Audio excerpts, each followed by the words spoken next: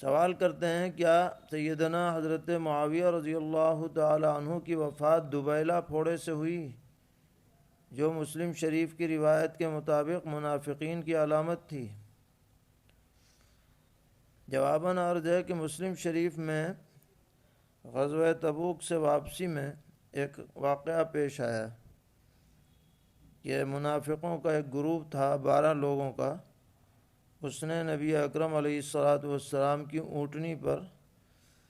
حملہ کرنا چاہا، لیکن سیدنا حضرت عمار ابن یاسر رضی اللہ تعالی عنہ نے انہیں ہٹا دیا اور وہ اس میں کامیاب نہیں ہو پائے۔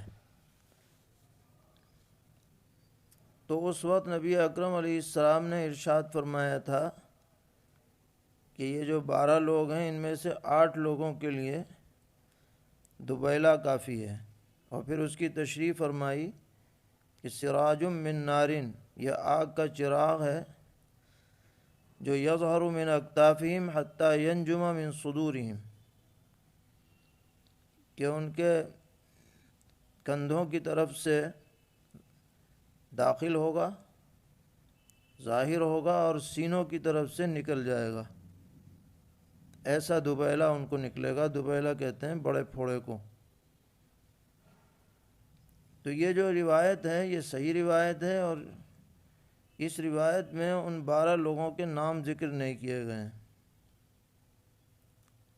البتہ معجم کبیر طبرانی میں اور دلائل النبوہ للبیہقی میں ان 12 لوگوں کے نام شمار کرنے کی کوشش کی گئی ہے،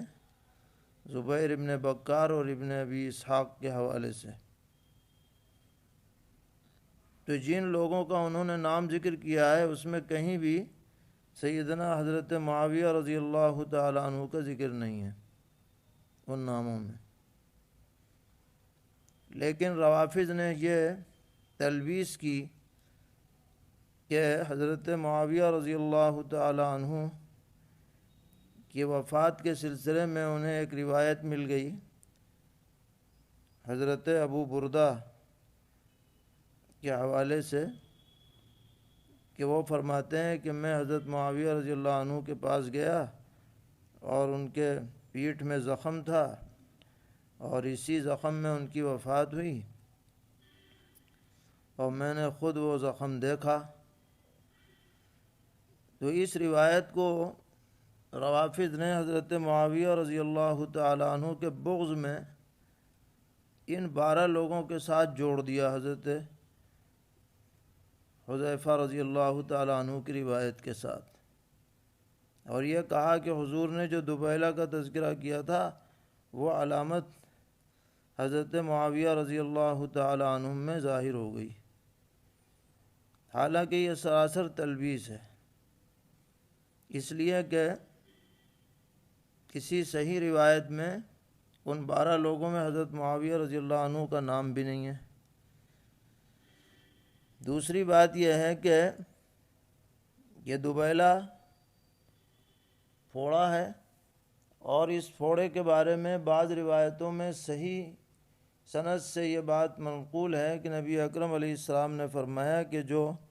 اس طرح کے پھوڑوں میں وفات پائے اس کو شہادت کا درجہ ملتا ہے۔ ذات الجنب کا بھی تذکرہ بعض روایت میں اور اس کی تشریح میں دوبیلہ سے اس کی تشریح کی گئی ہے۔ تو یہ کیسے کہا جا سکتا ہے کہ حضرت معاویہ رضی اللہ تعالی عنہ کو اگر پھوڑا نکلا بھی ہے تو یہ منافق کی علامت ہے، کیونکہ دوسری روایت میں یہ شہادت کی علامت بھی ہے۔ اس کے علاوہ سب سے اہم بات یہ ہے کہ آپ مسلم شریف کی روایت کے الفاظ دیکھیں، جس میں یہ ہے کہ یظہر من اکتافہم حتی ینجم من صدورہم،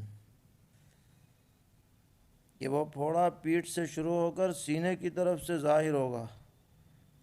اور یہ بات جو روافض روایات پیش کرتے ہیں اس میں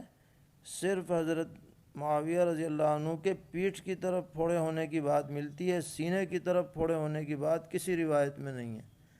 حالانکہ مسلم کی روایت میں دونوں طرف ظاہر ہونے کی بات ہے، بالکل واضح الفاظ میں.